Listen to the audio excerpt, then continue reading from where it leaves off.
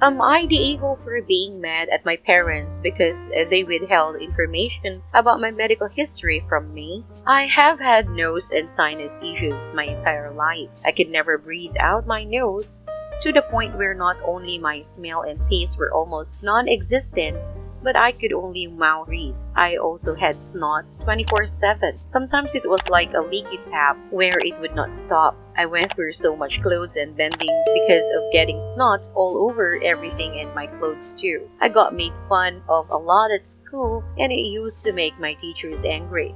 I was so self-conscious and didn't have any friends. My parents always said there was no cure or anything when they took me to the doctor. At the beginning this year, I moved for a job. I grew up in Nevada and the job was in Louisiana. I got here for a few weeks before my start date to get set up. This is where it started. Within days of moving here, I could breathe out of my nose. No more snots, and I can smell and taste. It freaked me out at first because this had never been possible in my life. I'm not a mouth breather anymore, and my sleep is not disturbed now. One of the good things about my job besides the pay is that it comes with insurance. I got a checkup at the dentist, the eye doctor, and the doctor for the first time since I was 12. I had this when I was a kid, but when I was about 12, my dad got a new job, but the insurance was not good. We only went to the doctor or dentist for major things like a broken bone. I was still on my dad's insurance before I got my job. My new doctor asked for my medical records if I had them. My first doctor was gone, but the building is still there, and they had mine for a long time ago. There wasn't much from the second. This is where I found out my parents lied to me. In my old records, it says a bunch of times the dry air hurts my sinuses. The doctor says a less dry climate would relieve them, but besides that, there is medication and a humidifier would help. It says so over and over. They never told the second doctor this information either.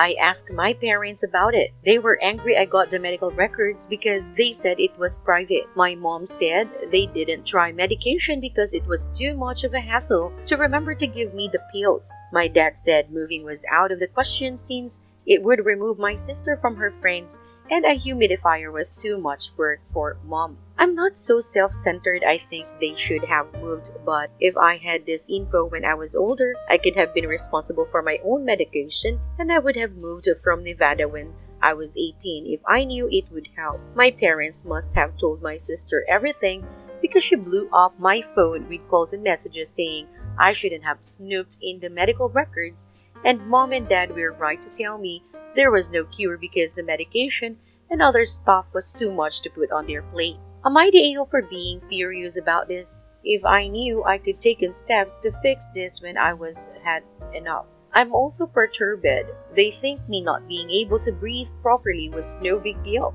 Now for the top comments. Here's a comment from Tiny Red Bird. Not the a-hole. Yes, those records were private, but they weren't private from you.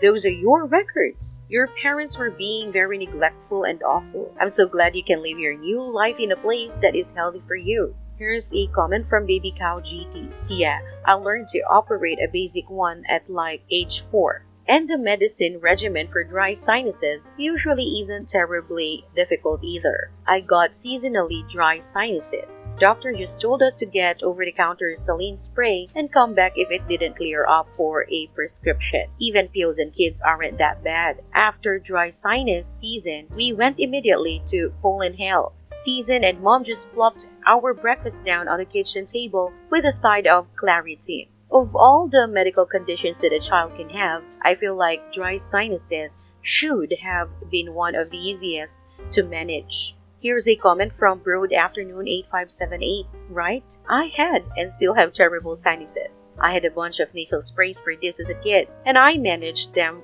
fine on my way. I did my nasal sprays when I brushed my teeth. I put them next to my toothbrush and I remembered. This is straight up neglect from OP's parents. Next story.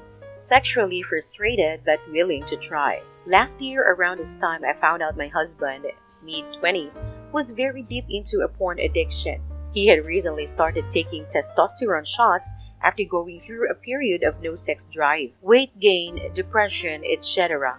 Once he started taking them, it's like he came back to life and everything was very passionate. We were trying new things and it was amazing. Eventually, it started tapering off and I desperately wanted to get it back. We had a 9-month-old at the time, now almost 2, and so I was very self-conscious of my postpartum body, even though I was working hard to get back to my original weight. Around mid-March, I had an ominous feeling, if you can even call it that, and I caved to the crazy and did something unspeakable. I looked through his phone. What I found crushed to me. He had a queue of history of gay porn, extreme porn, women, searches about him being bored his wife, and the works. I confronted him and he was in tears and I was trying to come to terms with everything. Fast forward to maybe a week later, at that point I lost all trust in him and decided to check again, and what I found was worse. Multiple dating apps. I want to say about 5 ads for twinks. He put himself as bisexual on some, gay on others, and hetero and recently divorced on others. This, as any married woman can imagine, shattered me to this day. There is still a piece of me missing from this occurrence. Now, there is much more to this whole fiasco, but that was simply a preface. The current problem is that after I found out, he completely changed himself and his life. He started doing a lot of spiritual work, mental and physical, and now does not consume porn or masturbate. I never asked these things of him. All I asked was for no more lies and no more porn. This has affected our sex life. We now have sex once a week that I usually have to initiate. It's always missionary and I haven't had an orgasm in many months because he lasts 5 minutes. I've been wanting to have a conversation, but I know how hard this addiction has been on our relationship, and so I've been trying to tiptoe and be considerate. Yesterday, he gave me oral and it was really good. It made me think it's time to change things. I love him and we have a good relationship now. Even though the sex is lacking, we love our son and each other. And I want to fix this in a healthy way. Please help. I'm sorry, this is a lot to read. Now for the top comments. Here's a comment from Snowhawk123. Since he seems to have interest in the other side, maybe consider getting a strap-on to spice things up for him. Maybe also experiment with dominating him as well, but this is just superficial advice. I do have to ask, why was he taking testosterone? He could be having a chemical imbalance that's affecting him psychologically, and I do recommend seeking medical professional help. Here's a comment from the OP. Thank you for replying. I would love to dominate or try to help him explore bisexuality or even play. We have tried, and that was during his addiction phase. Also, for more context, he was raised Mormon and so never got to explore sexuality the way I did. I'm bisexual. I was open to having conversations and even trying threesomes, which was a big no from him. He has convinced himself it was the porn addiction and he wasn't becoming aroused from regular porn and was exploring other things. In regards to the testosterone, he asked his doctor for blood work and his results came back very low for his age, so he was prescribed it. Here's another comment from Snowhawk123. With religious people from a strict background, even though they say no from a moral perspective, guilty pleasure dominates big time.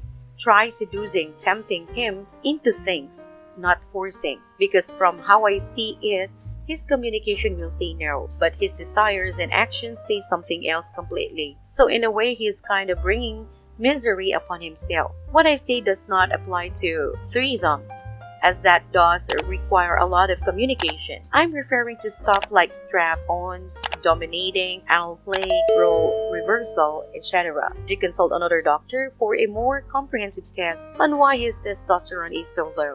There could be more underlying factors. And you're most welcome.